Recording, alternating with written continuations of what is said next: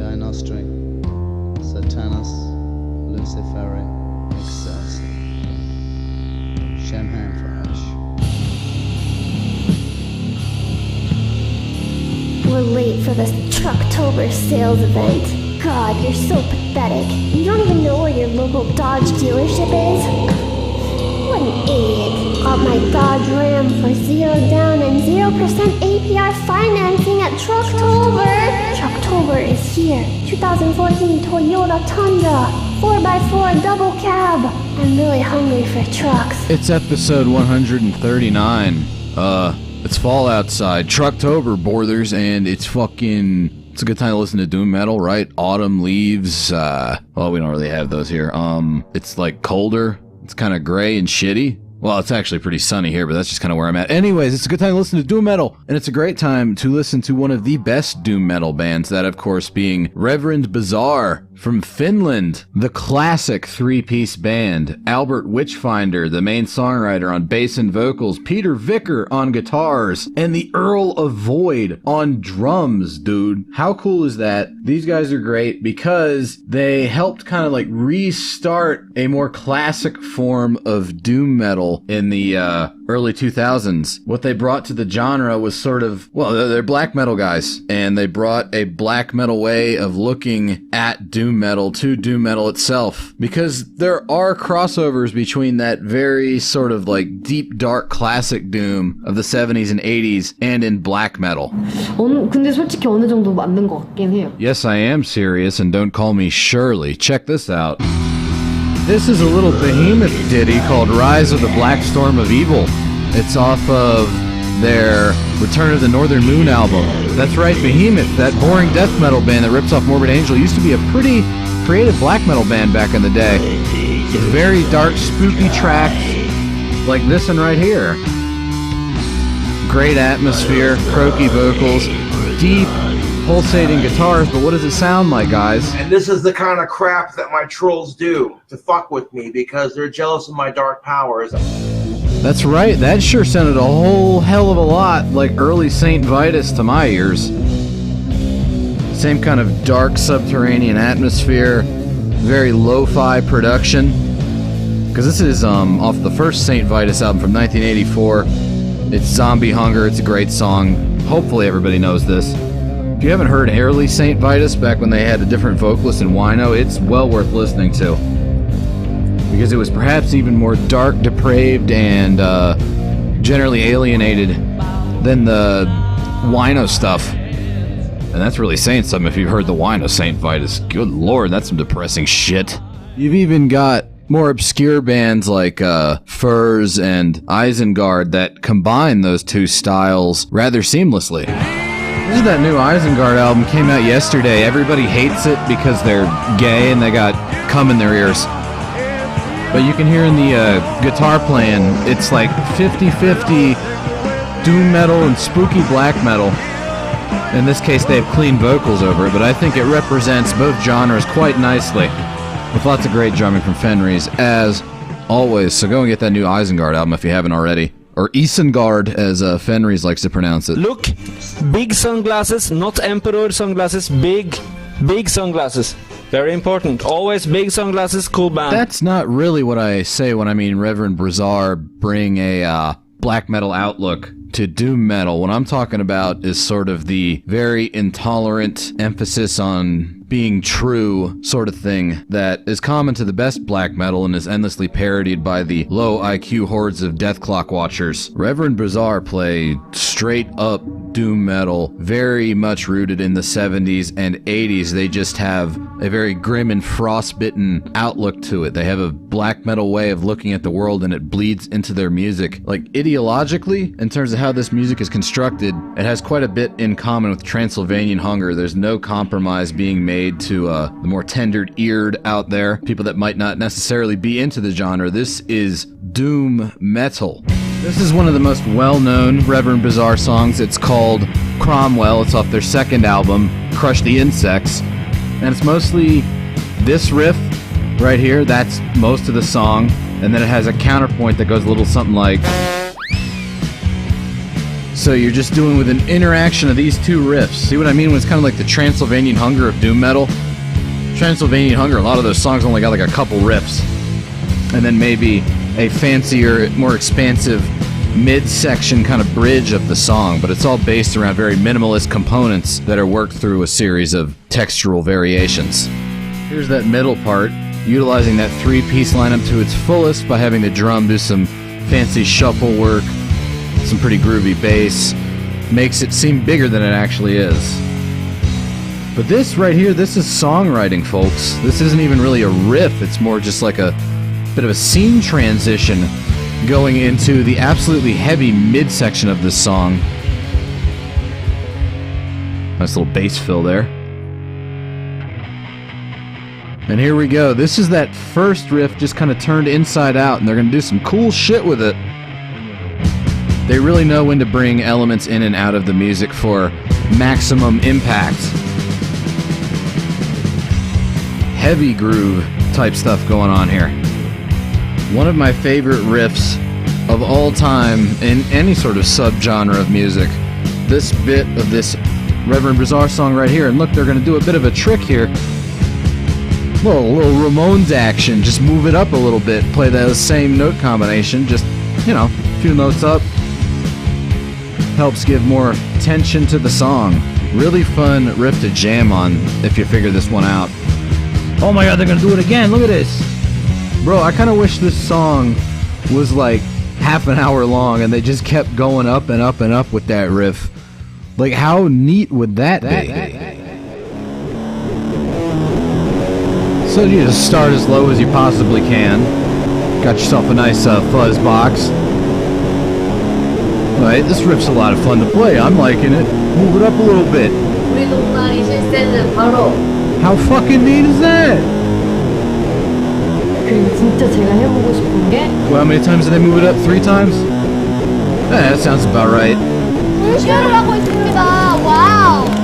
Good stuff, man.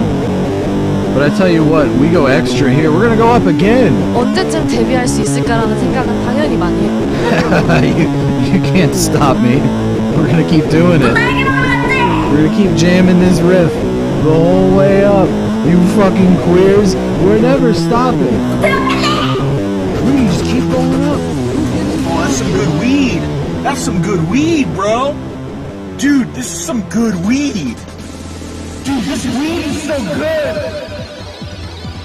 I'm smoking weed. I'm smoking weed. 아, 회의해야 되는데 찐텐이 어디 갔어? 아니, 제가 나이가 제일 많고요. 저도 제일 못한데.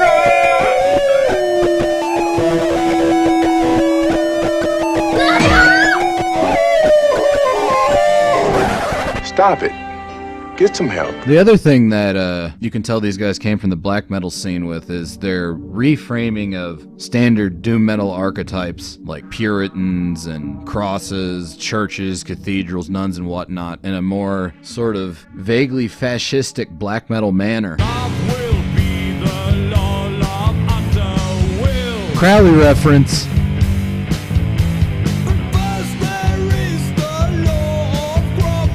So you see they've sort of reframed Cromwell in this instance as sort of like a mythical, terrifying, dictatorial figure. He's like a complex historical figure. But in this case, he supersedes the kind of hedonism of Crowley and whatnot with, you know, the iron fist of fascism and oppression and all that kind of stuff. You know what I mean? Book of Revelations reference. But with an Elric reference.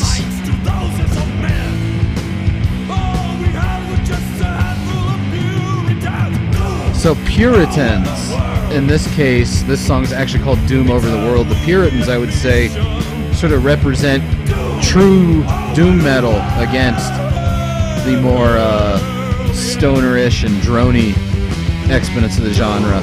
But they've combined biblical references with references from epic fantasy written by Michael Moorcock. In the Cromwell song, you saw sort of a weird intertwining of a very fascistic Oliver Cromwell, sort of Ragnar Redbeard type stuff with, not even really fascism, just more like will to power, hitting stuff with your fist, interacting with these more esoteric occult tropes. So these guys, lyrically, they're pretty interesting, more than you would expect. Their first album, In the Rectory of the Bizarre Reverend, it's slow, it's heavy, it's a powerful statement of intent. Big on the ambience, but not big on the standard doom metal drone. The guitars aren't that terribly distorted. There's not a whole lot of fuzz, there's just a whole lot of heavy. I really like how the drums sound on this, those very reverbed cymbals. Absolutely titanic floor tom. Reminds me a bit of the drum sound Darkthrone had on Under a Funeral Moon. But that's their first album, In the Rectory of the Bizarre Reverend. Their second album, which had Cromwell on it, had a big old sticker on the front that said, "The biggest sellouts in true doom." They have a sense of humor because it had some slightly more groovy mid-pace songs on it. Their third one combines both of those approaches inside individual songs. It's not like here's one super doomy one, here's one that's kind of groovy. They do it at the same time. How the fuck do you pull that off? Let's find out. This album also featured a lot of quieter, very spacey, ambient bass playing from Albert Witchfinder. Almost kind of Hawkwindy at times, but a lot darker than those guys ever got, of course. But that's how that first song on the album starts out. It's called They Use Dark Forces. Ooh. But we gotta go through the song.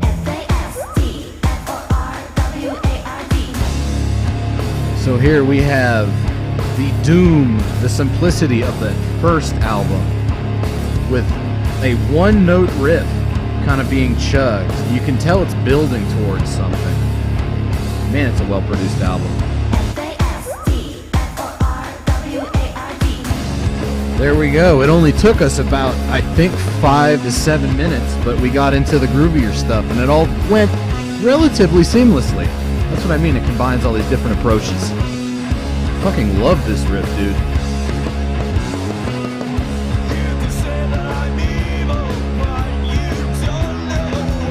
Great songwriting here.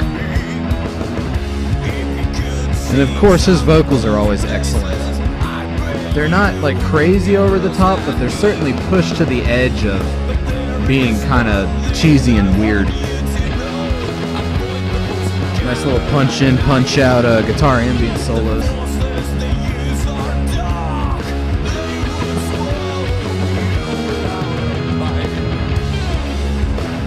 And there's a nice little breakdown riff. So that's the third album. They've only got 3 albums. The first one is In the Rectory of the Bizarre Reverend. The second one is Crush the Insects. The third one is just called So Long, Suckers. And according to an interview I read with Albert, he said, yeah, we decided we did a good enough job on that last album, and we broke the band up before it got too shitty. I mean, you gotta respect that. Since then, they've gone on to play in like other doom metal bands, prog rock bands, black metal bands, all over the place. But don't you worry that there's only like 3 albums of this if you liked it, because there's actually way more than that. They have an EP that is over an hour long. I think it's actually longer than their first album, that includes a cover of a Burzum song done in that like classic doom metal style, so that's interesting. They've got a whole bunch of split 7-inches where it'll be like the other side will have like 3 songs from another band on it, but then like the Reverend Bizarre side is one fucking song. It's pretty cool. He's got a song called Goddess of Doom that's just about how much he likes Christina Ricci in the Legend of Sleepy Hollow, which I can respect. I was thinking of writing a doom metal song called Geo is the best girl. She has big eyes. Very big eyes on that girl. Anyways, that's Reverend Bizarre. They're a great band. I've heard some people say they're boring. These people are wrong. But I don't think Reverend Bizarre gives a fuck, because like I said, they have that black metal attitude to them, despite playing the most traditional doom metal out there pretty much. So if you can find their shit, I mean, they're on Spine Farm or whatever, or they were back when they existed, so there's plenty of copies of it floating around. There's a nice compilation called Death is Glory Now that includes all the stuff stuff from their split 7 inches. So even though there's only like 3 full lengths, there's more like 4, 5, 6 full Reverend Bizarre albums worth of material, man. And with that, I'll see ya. It's our belief that you're such a stupid motherfucker. You'll fall for this bullshit. Guaranteed. If you find a better deal, shove it up your ugly ass. You heard us right. Shove it up your ugly ass.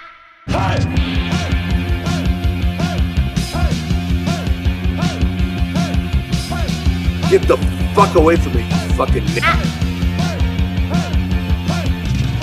That's no different than calling a gay person a fat.